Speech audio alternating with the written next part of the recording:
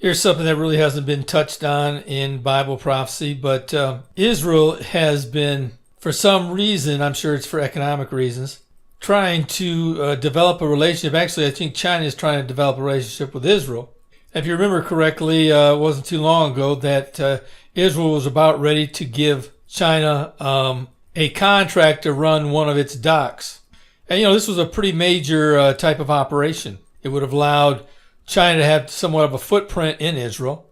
And the United States played a big part in discouraging this particular contract. And I believe that it's old news now, but, they're still trying to forge a relationship with Israel, but there's some real problems. Even though this would be a lucrative path for Israel to take, this would be problematic for their future, probably for the future of the United States as well. And let me just read from this Jerusalem Post article what some of the downside is. Actually, these are some of the downsides that the United States should have had for many, many years as well. It says, though Israel is a small country, it looms large in China's foreign trade and investment vision because Israeli companies are so good in creating, applying, and selling technology.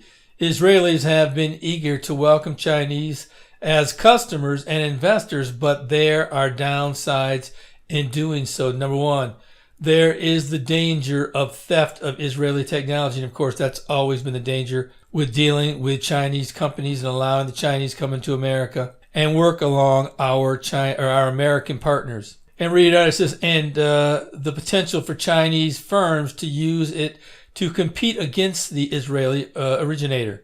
Second, China might transfer the technology or other information to Israel's enemies in Iran or elsewhere. Third, it is the moral and public relations risk that Israel will become implicated in the domestic oppression of people accused of opposing the CCP. And finally, there is the possibility that China will exploit Israeli technology in ways that endanger U.S. armed forces or other important U.S. interests, putting the entire U.S.-Israeli relationship at risk.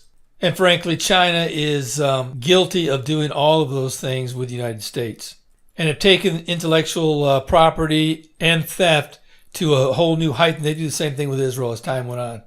And I hope Israel does not get involved with them. But certainly this is a potential problem that Israel needs to avoid.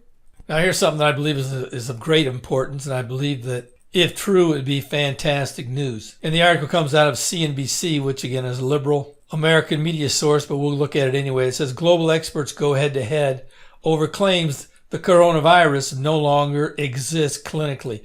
Now, if you were to read that at face value, what they're saying is that the coronavirus is no longer a factor and is dead. But let me just read from the article what it says. It says a very public dispute has broken out between some of Italy's and the world's most high-profile doctors after one expert claimed the coronavirus no longer exists clinically.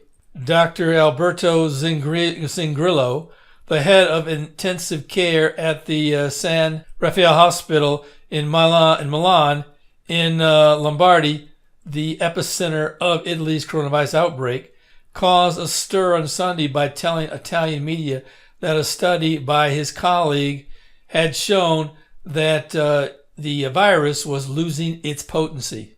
Again, I don't know what that means, but here's a quote from what he said. It said, the swabs that were performed over the last 10 days showed a viral load in quantitative terms that was absolutely infinitesimal compared to the ones carried out on patients a month or two ago. So what I'm assuming that he's saying is that people who now have the coronavirus, or should I say those who are coming in who think they have the coronavirus, they are being tested. When they are given a swab test, the presence of coronavirus is very, very small compared to those of a couple months ago who were coming in. But as you know, people are still dying all over the world, and people are still coming in with the coronavirus. But what they're saying is that many of those that are being tested compared to at the beginning seem to be coming in with a much weaker and less potent version of the coronavirus. But going on with the article, it says, pending scientific evidence to support the thesis that the virus has disappeared, I would invite those who say they are sure of it not to confuse Italians. Sandra Zampa, an undersecretary at the Health Ministry, said in a statement Reuters reported. Now, whether or not that's true or not, I don't know. Certainly, they are relying upon their test, and we'll just have to wait and see if, in fact, this summer progresses, if, in fact, this virus does become a thing of the past. And, that very well could be true. The Bible says that during these last days that there would be pestilence, but I'm still of the mind that these are just signs that will lead up to the rapture of the church and the start of the tribulation period. So, frankly, as far as Bible prophecy is concerned, it doesn't matter whether or not this virus comes and stays for a while or disappears. It is just a stamp that you need to be looking at, that it's happening, and don't ignore it. Because the Bible also said that there would be earthquakes and other types of natural disasters, famines, and certainly I would not rule out this worldwide. Now it's worldwide. Protest, well, it started out as a protest, but now it's just a bunch of lawlessness that is taking place not only in the United States, but now throughout the world. But if you look at it, you have 3 different events that are taking place all pretty much at the same time. One, of course, pestilence, the coronavirus. And of course, let's not forget about this is actually 4. There have been multiple swarms of infestations by locusts and other creatures that will eventually, they've said, will eventually bring to famines. Of course, we've had this economic downturn because of this virus. And this is a worldwide thing. And now, starting out in the United States, there has been complete unrest, and also that's spread throughout the world. And this is all happening within a few months' time. And while this is all going on, of course, this is taking away the attention from what Israel is saying they're going to do, which is about July 1st, is to declare sovereignty over the Jordan Valley. And of course, it's being done in the face of the European Union, of course, the modern Arab world, and of course, the PA is just having a fit over it. But the underlying tone of it in the modern Arab world is they simply don't care. They may speak out loud in public against it, but behind closed doors, they believe that this is just another step, such as the when they had sovereignty over the Golan Heights, when the U.S. declared Jerusalem as their new embassy location and also Israel's eternal capital. Even though that some of the experts out there said that there would be an explosion around the world if that were to take place, none took place. And now they're saying that the same thing's going to happen if Israel takes control and sovereignty over the Jordan Valley. Again, you may hear of different shouting going on in the modern Arab world out loud, but behind closed doors, they really don't care.